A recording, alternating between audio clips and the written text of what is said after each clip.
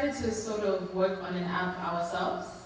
We decided to show the girls that it can actually be done in a short amount of time. So I do have a prototype that I can show you guys, a high fidelity prototype, but in a sense here has actually developed it. So we will show you that towards the end. But for now, let me show you the prototype, what we have. We asked the girls what ideas they wanted, and they chose a recipe app. And yeah, so we were working with the recipe app.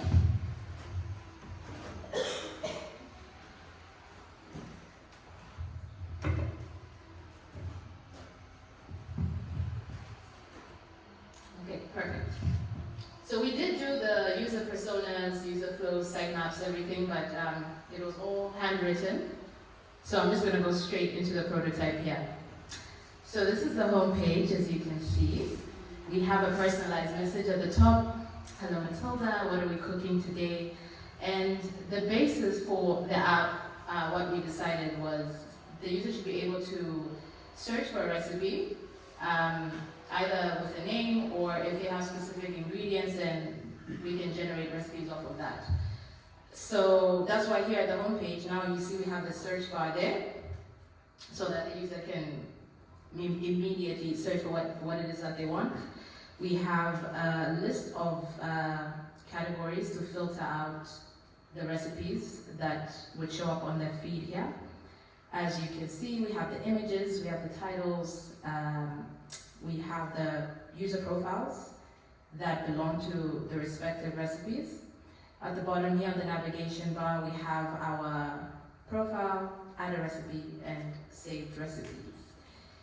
So say I decide to click on a recipe, it will take you to a recipe page, and there you have a brief description, you have ingredients, preparation, whatnot, what have you. And then we also have the add recipe feature where a user can actually add a recipe to the app. Of course, we ask for certain details like the recipe name, the category, cuisine, prep time, cook time, servings, difficulty, and you can upload an image. And yeah, we request for more information there, and you can decide to put tags to the recipe so that other users can find it a lot easier. If there's a tag for vegan or vegetarian, then it will personalize the recipes that come to their feed.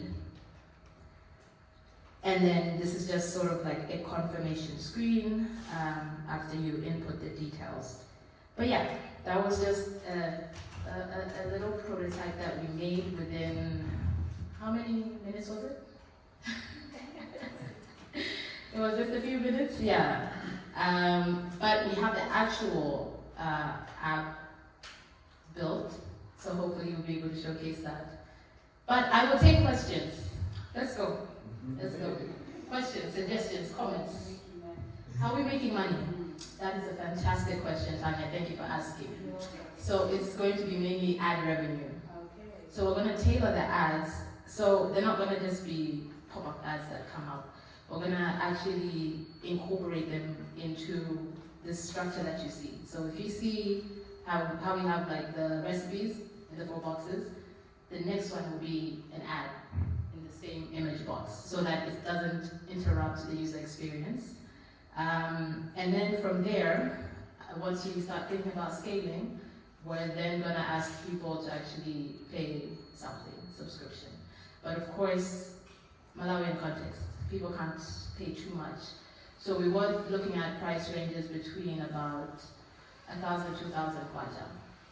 Yeah. Any other questions? Yes. Can users interact with each other? With each other? Not yet. Like, can they start a chat? Not yet. Or comments under the recipe? Yes, they can comment. They can rate the recipe and they can review it. Yeah, but so far it cannot start a chat. Can you give the calories? Yes, so there's supposed to be nutritional information on the recipe. So yeah, it should go somewhere down there. but I think it was tricky in terms of, because I had thought about showing calories, and because people are becoming more aware of, what they're putting in them. Yes, what they're putting in their body. So the idea is that after user testing, we want to see just how many people fall into that category that we're talking about, the fitness, the more fitness aware type of people, because that's what will determine how the user experience should go. But yes, people will be able to add nutritional information like that in the recipe. I have a suggestion. Based off of Steve's question, I think it would be really cool if, it could also work as not a social app, but low-key a social app in the sense that if I'm trying to build myself as, let's say, a chef, or I want the recipes that I post to be rated more or used more, I think it would be great if I could have a profile with all my recipes, and then I could even upload videos of me making the recipes. And sometimes then it means when people open the app, they'll actually be like, let's see what new recipe Tanya has put up, because her recipe is always, That's fun. That's a fantastic idea. Or actually. someone could be known for Afrofusion cuisine, for example. So you're like, okay, I really want to try something African today. Let me look for, single or whoever it is, profile to see what recipes they have and they. That's a great idea, because I think a lot of people actually use TikTok and Instagram, to showcase their recipes. Or even, not even just the recipes, the cooking. They're just they make fantastic content so they can show it off. So I think that's a very good idea. Because we're actually going to launch this app, we will take this into consideration, and we might just pivot. Pardon? 10%. For you, 20%. No, thank you. Any other comments, suggestions, ideas? No? We're good? Innocent, are you ready? Yeah? Okay, so it seems like we're going to actually... One more question. Yes. Are you able to list the materials you have and then brings a list of food stuff that you can? Yeah. Okay. Wait, list, you said, are you able to list the ingredients? Yeah, the ingredients, and then it will bring me a list of foods that I can cook using. Yes, sorry. There's also this page, which is where you search for the ingredients. But yeah, if you actually type in, this prototype is not as interactive yet, but if you actually type in the ingredients, then it will show the ingredients, and then it will actually start adding a list of the ones that you select. I think. But yeah, I hope that answers your question. Yeah? So, I'm really taking the suggestions into account, because, like I said, we're launching this for the public. So if you have any ideas that you would like to incorporate into the app, this is your chance. Otherwise, it's fine. You'll get your 10%. Yeah, the commenting. The commenting should be there. Yeah, as in, I should be able to be like, yo, this was fire. Actually, I added a little, extra, I don't know how to use it. Yeah. To the next level. Then I should be like, oh my gosh. So, proper social app. But not too much. Not just too much. like the commenting under the things, and then people will be having profiles. Okay. Yeah. Okay. No, I see it. Yeah.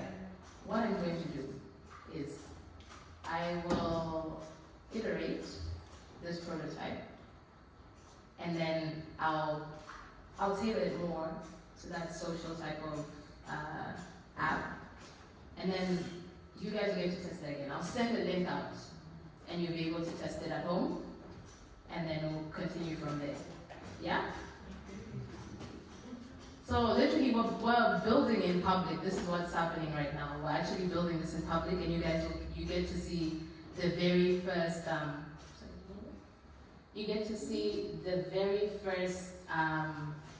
prototypes, the first drafts, literally. And by the time we even get to the end of the year, it's probably going to look a lot different. yeah, I hope you guys are going to share it and tell your friends. Yeah. Will people also, okay, like the way TikTok does, if Mm. you post a lot, you get, I mean, if you have a lot of followers, maybe you get something. So on this tool, which have something similar, or you just post your content and then people see things like I think because that's what we're talking about now, I think that's something that we can consider showing. The problem is that we also run the risk of now turning it into like a really social app where people, they concentrate on the likes, okay, likes, hearts, you know, the comments, the numbers. It's going to be difficult trying to balance, trying to make it a social type of app and then at the same time trying to showcase the recipe aspect of it or trying to make it, because okay, the problem that we're trying to solve is that people might not have the knowledge or the, say, ingredients, whether they're exotic or specific type of ingredients at home. So they should be able to get on the app and then find that recipe or, you know, so the adding the recipe part, that's sort of like, it was the afterthought. It's a secondary type of, it's a secondary use of flow. But because we're now discussing the social aspect of it and how we want to highlight that more, we now have to go back to the drawing board. And yeah, like I said, it's a game of balancing these two things. But yeah, so it is a game of balancing things, but I think it would be possible to mimic TikTok or Instagram. Yeah. Yeah, I was going to say, I think something that would make your app stand out is having a focus on substitutes. For Yes, example, exactly. Yeah. So, for example, if you don't have sour cream, Yeah. you can make, if you have like fresh cream and lemon. Exactly. That's the idea. Or especially in local context. Yeah, that's the idea because we were like, okay, with our user persona, we spoke about how one of the scenarios is what if John doesn't have all these ingredients? He only has tomato, onions, this, that in his fridge. So the idea is he can go to the app and he can list those ingredients that he has and then it will generate a recipe. So yeah.